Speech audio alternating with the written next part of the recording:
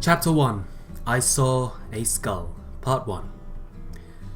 Italy, Milan. The Giuseppe Meazza Stadium, one of the most famous soccer stadiums in the world.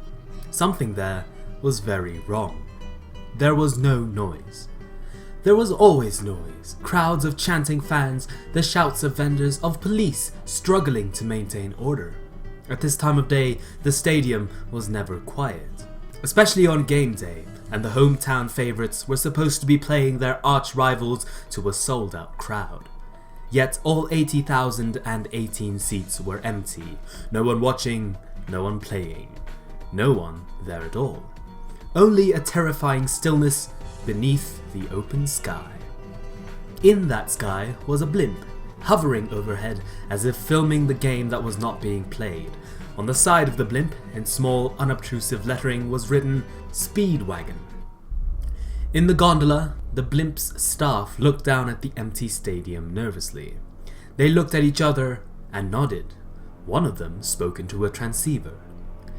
The stadium's deserted. You're clear to proceed. Roger that. The man on the end of the line stepped forward into the empty seats and waved at the blimp overhead. A light flashed. They'd seen him. Keep a close watch. Like I said, anything happens to me, scram. Understood. Be careful, Guido Mista. Switching off the receiver, the man, Mista, reached down and pulled a gun out of his boot. With practiced ease, he took aim at the tunnel the players entered from. Okay, come on out, Sheila E. His voice was low, but it carried, projected like an opera singer's. For 10 full seconds, there was silence. Then, two figures emerged from the shadows, their movements a far cry from the intensity the home team athletes typically displayed. One was a girl, Sheila E. Her features were young, suggesting she had not yet fully matured, but her eyes were something else entirely. They were the eyes of a wild thing, prepared to lunge forward and sink her teeth into the throat of all she surveyed, prepared to tear it asunder. There were a number of scars on her face. She showed no signs of self-consciousness about them. She was escorting a boy who stepped gingerly onto the pitch, head down, his strawberry earrings aflutter. When the two of them had reached a point 20 meters in front of Mista, he yelled out, "Stop!" They did. Sheila E. stopped on a dime like a soldier doing drills, but the boy flinched and stood there twitching. Mista's gun was aimed at him. The barrel trained directly on his face, between his brow and his lips, towards the upper end of the bridge of his nose. It did not waver. "Huh," Mista grunted. He looked the boy over, then stuck his lips out and said, "Long time no see." The boy's head jerked up, looking at him for the first time. Mista's eyes were cold, like ice. "Tell me, Fugo, what have you been up to?" The boy didn't answer. He seemed at a loss for words. "As far as we can tell, you spent the last 6 months playing piano in a bar." "You play piano? I had no idea. All that time we knew each other. Guess rich kids get to learn all sorts of fancy tricks." Fugo muttered something under his breath. Mista said, not about to let that slide. "What did you say? You got something to say, spit it out." Fugo twisted his lips to one side. "It was nothing," he squeaked. It wasn't nothing. He'd rejected Mista's implication, out of hand. Mista cocked an eyebrow but let it drop. "Okay then, tell me. You got anything to say to me? Anything you want to know? I'll answer what I can." Fugo stood in silence for a long moment. Then he made up his mind. "Is he really dead?" There was a raw grief in his eyes. When he saw that, Mista frowned and glanced at Sheila E. "Sheila E, cover your ears." She nodded curtly and jammed her fingers in her ears with such force it was a wonder they didn't bleed, sealing off all outside sound. Her obedience was downright pathological. Mista did not seem concerned. He looked back at Fugo and said, "You heard about Bucciolati's death, then?" The color drained from Fugo's face. His whole body began to shake and his teeth began to chatter. It was like he'd suddenly been flung out into a blizzard. Narancha and Abachio died too. You remember what you said? Fugo did not answer. You aren't looking at reality. You can't survive on ideals alone. We can't live outside the mob. Fugo remembered those words. He would never forget them. Those words had led directly to him leaving the man he'd bet his life on. Had he made a mistake? Had he been the one ignorant of what was really going on? He'd wrestled with that question every day since, and now the answer, or part of it, stood before him. One of the 5 people he'd abandoned that day. Mister, is it true? His voice shook. His question was not particularly specific, but Mister smiled faintly. You've heard rumors then. What did you hear? That... Fugo stopped and looked at Sheila E. Mister had made her cover her ears so she wouldn't hear what they were about to say. It took a lot of nerve for him to speak further. What I heard was that the boss had finally shown himself, and his name... His name? Was Giorno Giovanna. They said that Passione's boss was only 16, and his youth was the reason he'd kept his identity a secret. But traitors emerged and tried to uncover his identity, which got an innocent girl mixed up in mob affairs and nearly led to an all-out war. So he saw no further reason to hide and revealed himself at last. Yeah, you know that's a lie. You were with us right before it all went down. Mister's gun remained pointed right at Fugo's head. You were with us before Diavolo, the real boss, killed Bucciolati and the others. Fugo's throat felt dry, but he didn't dare swallow. Giorno joined the gang specifically to defeat the boss and take over. Bucciolati was helping him all along. Makes sense, doesn't it? You don't look surprised. The moment he joined our team, Giorno was no ordinary recruit. He never seemed like a rookie, and Bucciolati always treated him like a trusted partner, not a subordinate. Giorno insists they were even partners, but truth is, Bucciolati was working for Giorno. That's how it felt to me, anyway. He was ready to give his life for Giorno's dream, and he did. Took Diavolo with him. Giorno moved quickly and efficiently, solidifying his power. It was beautiful to behold. This is the part you heard, right? We weren't exactly hiding. Yeah, the secret gangster prince cleaning house in the underworld. It's an urban legend, and they say you're his number 2, mister. Whoa, that bit's all wrong. People just assume the gunman's the right-hand man, but the real number 2's Polnareff. I'm number 3. Think about it. You take the number 2 twice, you get 4. 4's bad luck. I'm not getting anywhere near that. 3's much safer. Mister's tone had lightened somewhat. Polnareff? That's a French name. You never met him, and his name won't do you any good. You won't find out anything about him. All of this was clearly very secret information.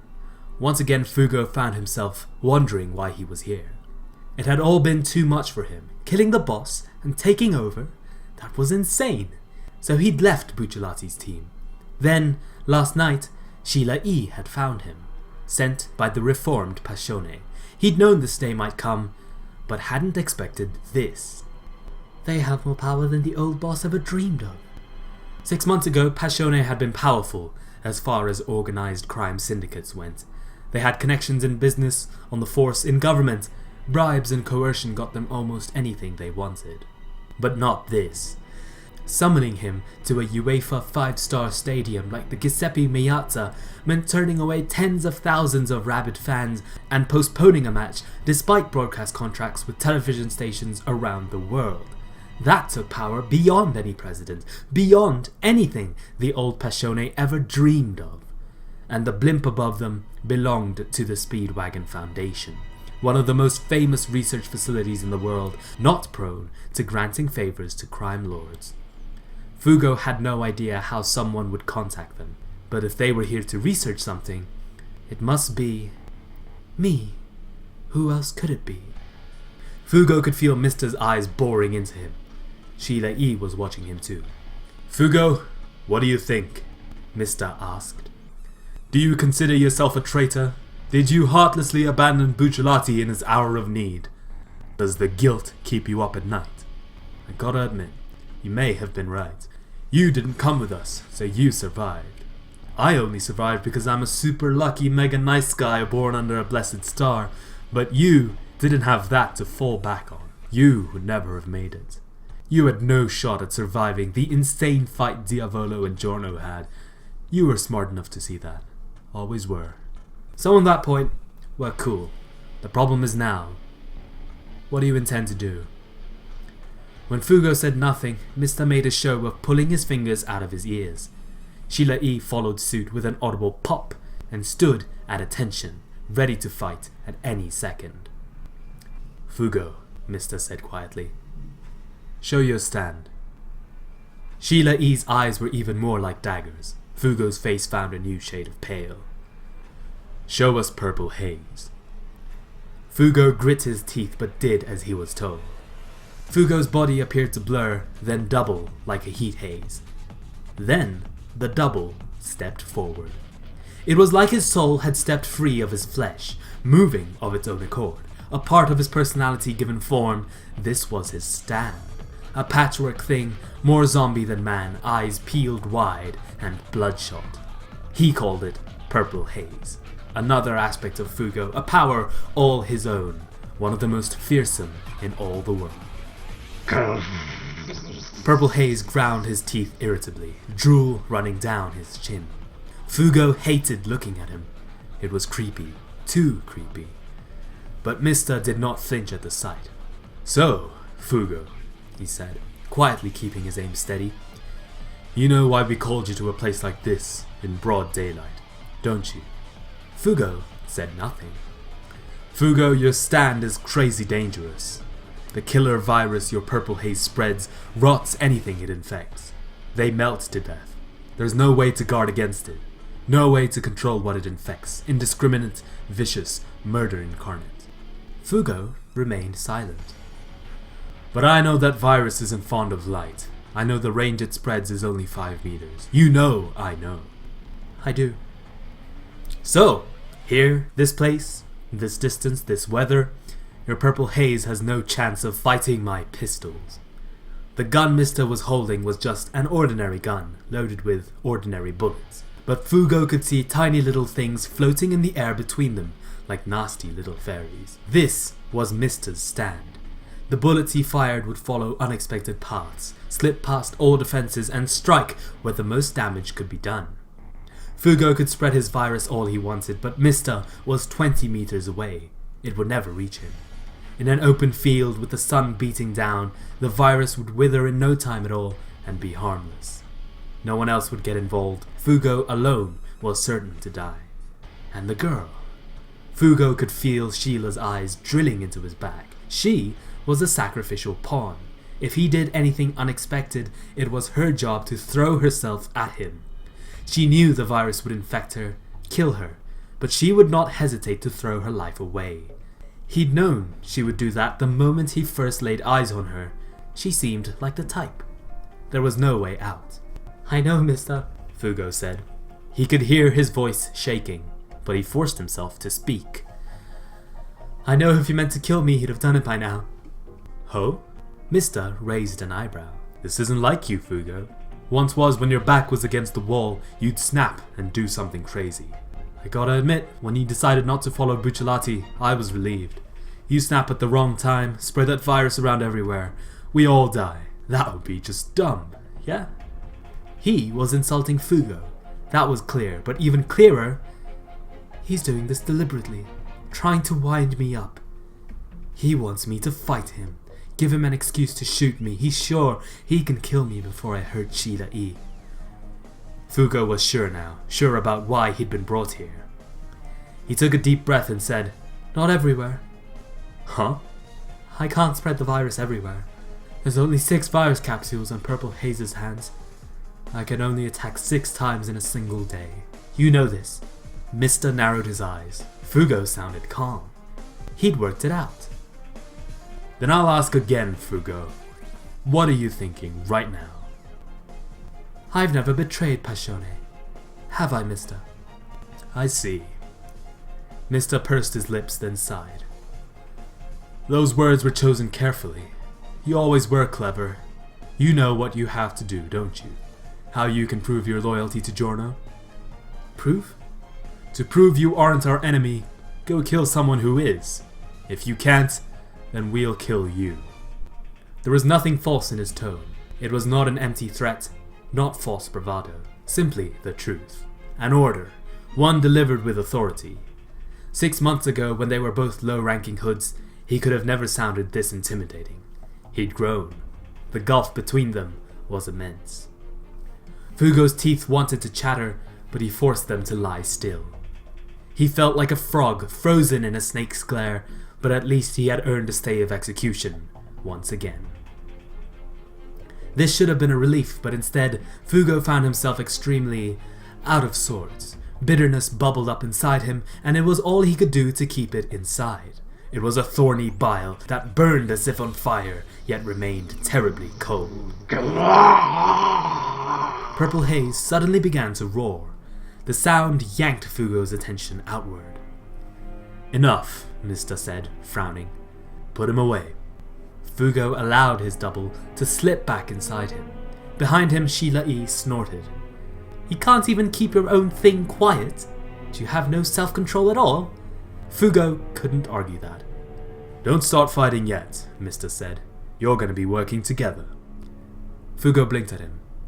We are? Not just the two of you. You'll have help. These aren't the kind of guys you can take on alone. Guys? Your target is one man, but he's got a team protecting him. If you don't have a team, you won't win. Tactics 101. Mista caught Fugo's eye and held it. His gaze told Fugo all he needed to know. This target meant business. A chill went down his spine. If he has a team, then... Mista nodded. Leftovers from the old Pashone. The narcotics team. Hello everyone, thanks very much for listening to this episode of Purple Haze Feedback. There was a lot of stuff that I'm proud of, some stuff that I'm not so proud of, but as usual, feedback is very welcome. Anything you liked or didn't like, please leave that in the comment section below and I'll be sure to review it. A couple of things that I wanted to touch on before the end of the episode. Stand noises. You'll notice that I did Purple Haze's growls in this chapter, and I'll be continuing to do that with other stand noises that show up in the book. But if it doesn't work out, then that might be going out the window.